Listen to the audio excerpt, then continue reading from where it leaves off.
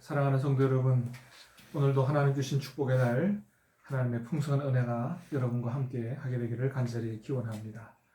자, 오늘 아침도 우리 하나님 주시는 생명의 말씀을 함께 받도록 하겠습니다. 오늘은 마가복음 5장 1절에서 20절까지의 말씀을 같이 나누도록 하겠습니다. 예수께서 바다 건너편 그라사인의 지방에 이르러 배에서 나오심에 곧 더러운 귀신 들린 사람이 무덤 사이에서 나와 예수를 만나니라. 그 사람은 무덤 사이에 거처하는데 이제는 아무도 그를 쇠사슬로도 맬 수 없게 되었으니 이는 여러 번 고랑과 쇠사슬에 매였어도 쇠사슬을 끊고 고랑을 깨뜨렸음이러라. 그리하여 아무도 그를 제어할 힘이 없는지라. 밤낮 무덤 사이에서나 산에서나 늘 소리 지르며 돌로 자기의 몸을 해치고 있었더라. 그가 멀리서 예수를 보고 달려와 절하며 큰 소리로 부르짖어 이르되 지극히 높으신 하나님의 아들 예수여, 나와 당신이 무슨 상관이 있나이까? 원하건대 하나님 앞에 맹세하고 나를 괴롭히지 마옵소서 하니, 이는 예수께서 이미 그에게 이르시기를 더러운 귀신아 그 사람에게서 나오라 하셨음이라. 이에 물으시되 내 이름이 무엇이냐? 이르되 내 이름은 군대니 우리가 많음이니이다 하고 자기를 그 지방에서 내보내지 마시기를 간구하더니 마침 거기 돼지의 큰 떼가 산 곁에서 먹고 있는지라. 이에 간구하여 이르되 우리를 돼지에게로 보내어 들어가게 하소서 하니 허락하신데 더러운 귀신들이 나와서 돼지에게로 들어가매 거의 2,000마리 되는 떼가 바다를 향하여 비탈로 내리달아 바다에서 몰사하거늘 치던 자들이 도망하여 읍내와 여러 마을에 말하니 사람들이 어떻게 되었는지를 보러 와서 예수께 이르러 그 귀신 들렸던 자 곧 군대 귀신 집혔던 자가 옷을 입고 정신이 온전하여 앉은 것을 보고 두려워하더라. 이에 귀신 들렸던 자가 자기 당한 것과 돼지의 일을 본 자들이 그들에게 알림해 그들이 예수께 그 지방에서 떠나시기를 간구하더라. 예수께서 배에 오르실 때에 귀신 들렸던 사람이 함께 있기를 간구하였으나 허락하지 아니하시고 그에게 이르시되 집으로 돌아가 주께서 내게 어떻게 큰 일을 행하사 너를 불쌍히 여기신 것을 내 가족에게 알리라 하시니 그가 가서 예수께서 자기에게 어떻게 큰일 행하셨는지를 데가볼리에 전파하니 모든 사람이 놀랍게 여기더라. 아멘. 여러분, 오늘 말씀은 예수님께서 제자들과 함께 갈릴리 바다를 건너가셔서 갈릴리 바다 동쪽 편에 있는 거라사 지방에 가셔서 귀신 들린 사람을 치유해 주시는 그런 내용이 오늘 본문의 내용이죠. 자, 오늘 본문 가운데는 귀신 들린 사람의 상태가 어떤지, 또 귀신의 이름이 뭔지, 귀신 들린 자가 고침을 받고 난 이후에 어떤 상태로 변화되었는지, 치유의 결과는 어떤지, 이런 것에 대해서 아주 자세하게 우리에게 보여주는 말씀이 오늘 말씀입니다. 자, 먼저 귀신 들린 사람의 상태가 어떤지를 보면요. 자, 2절, 3절을 보니까 이 귀신 들린 사람이 거주하는 장소가 집이 아니고 무덤이었다 그랬어요. 무덤 사이에서 나와서 예수님 만났다. 그 사람은 무덤 사이에 거처한다. 유대인들의 무덤은 우리들의 무덤하고 달라서요. 유대인들은 이 무덤을 돌을 파서 굴처럼 만드는 그런 무덤을 썼죠. 그러니까 돌을 파서 굴처럼 만들었기 때문에 귀신 들린 사람이 거처하기에 적합하지 않았나 그런 생각이 듭니다. 자, 그런데 그럼에도 불구하고 여러분, 사람이 이렇게 자기 집에서 가족들과 함께 살지 못하고 무덤에 들어가 살았어야 되겠느냐 하는 것이죠. 여러분 19절에 보니까 이 사람이 가족이 있습니다. 예수님께서 집으로 돌려보내셨다 그랬죠. 고침받고 난 다음에 예수님 따라가기를 원했지만은 예수님께서 거절하시고 뭐라 그러셨냐 하면 집으로 돌아가서 예수님이 어떻게 너를 고쳐주셨는지에 대해서 모든 사람들에게, 가족들에게 알리라. 그렇게 말씀하셨죠. 자, 가족이 있습니다. 그런데 가족들과 함께 살지 못하고 이웃들과 함께 살지 못하는 그런 형편 가운데 있었다라고 하는 것이죠.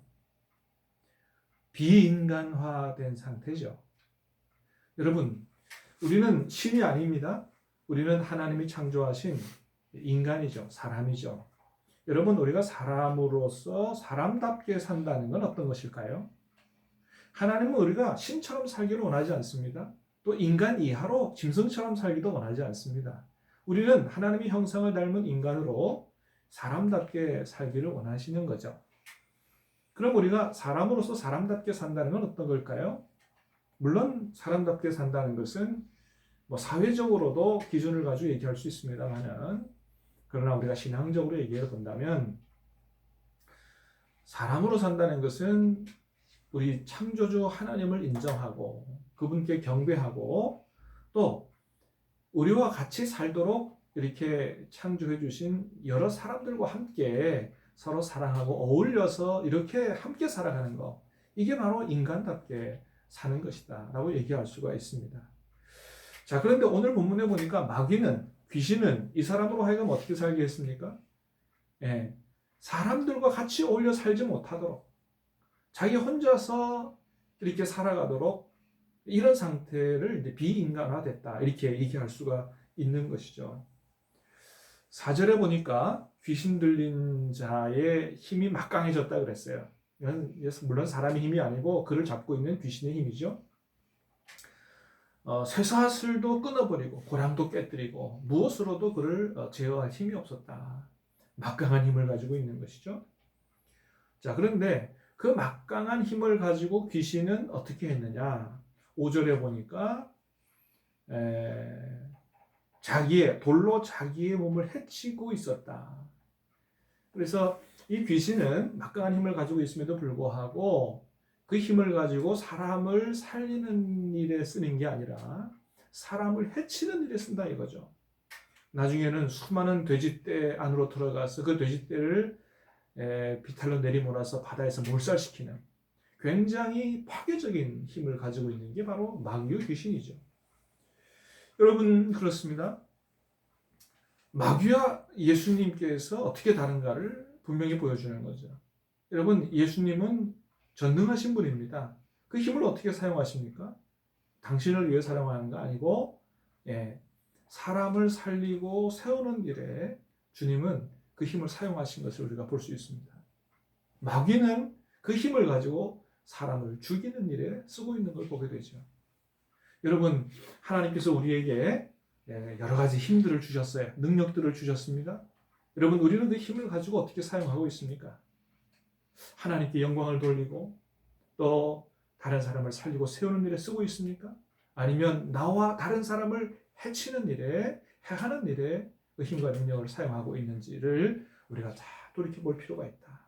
그럴 때 과연 지금 내가 하고 있는 일들이 마귀적인지 아니면 예수님적인지 하나님적인지를 우리가 잘 분별할 수 있는데, 간절히 바라기는 하나님께서 저와 여러분에게 주신 이 힘들을 가지고 다른 사람을 해하는 일에 쓰지 말고, 절대로 그러지 말고 사람을 살리고 세우며 하나님께 영광을 돌리는 일에 사용할 수 있게 되기를 예수님 이름으로 축복합니다.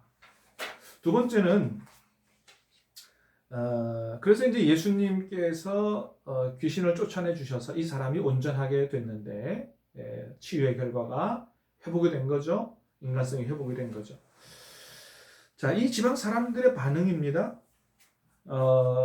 예수님이 귀신 들린 사람을 치유하는 과정 속에서 수많은 돼지떼들이 몰살당하는 것을 본 사람들이 동네로 뛰어들어갔습니다.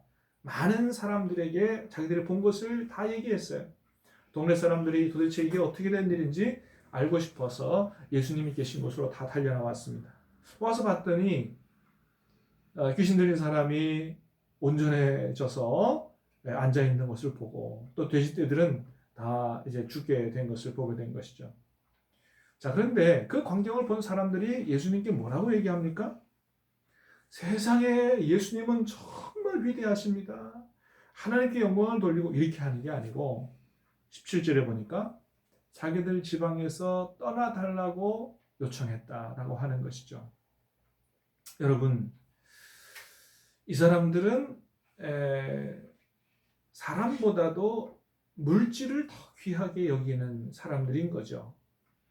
예수님 때문에 자기들이 치던 이 2,000마리 돼지떼가 다 몰살당하는 걸 보면서 예수님이 우리 지방에 왔기 때문에 우리는 막대한 손해를 입었다. 평생 동안 이 귀신에게 붙들려서 고통스럽게 살아가는 사람은 안중에도 없는 거예요.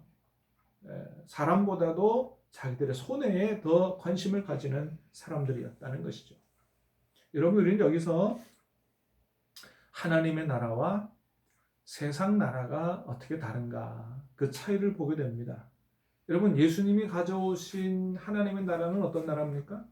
한마디로 말해서 한 영혼을 2,000마리 돼지떼와 비교할 수 없이 귀하게 보는 나라가 하나님의 나라죠.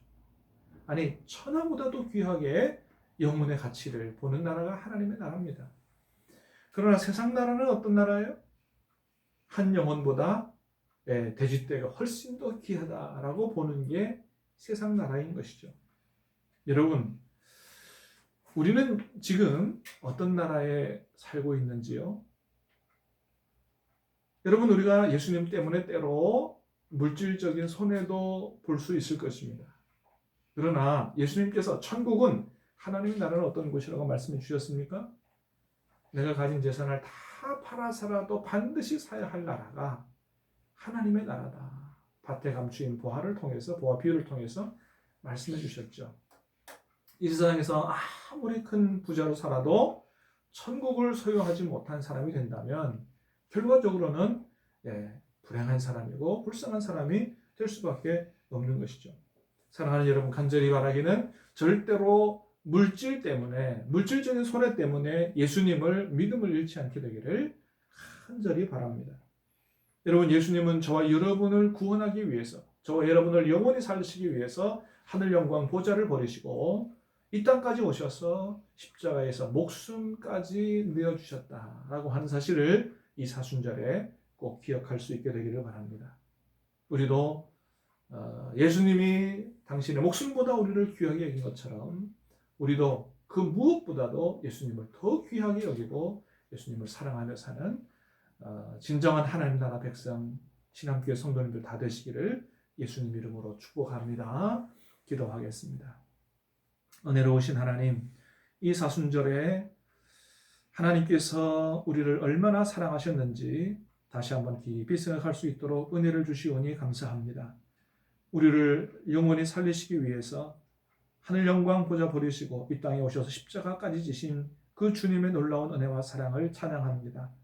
하나님, 하나님의 나라는 이렇게 한 영혼을 그 무엇보다도 귀하게 여기시는 나라인데 세상 나라는 그렇지 않습니다. 물질을 더 사람보다 귀하게 여기고 그렇게 물질을 하나님처럼 섬기며 사는 나라가 이 세상 나라인데 아버지 하나님, 우리가 이 세상에 살아가는 동안에도 천국 시민이라는 사실을 절대 잊지 않게 해주시옵시고 주님 때문에 물질적인 손해가 있다 할지라도 어떤 경우에도 믿음을 잃지 않도록 도와주시옵소서.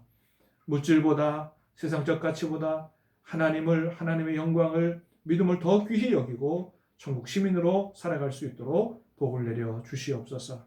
오늘 하루의 삶을 주님께 의탁하옵고 예수님 이름으로 기도하옵나이다. 아멘.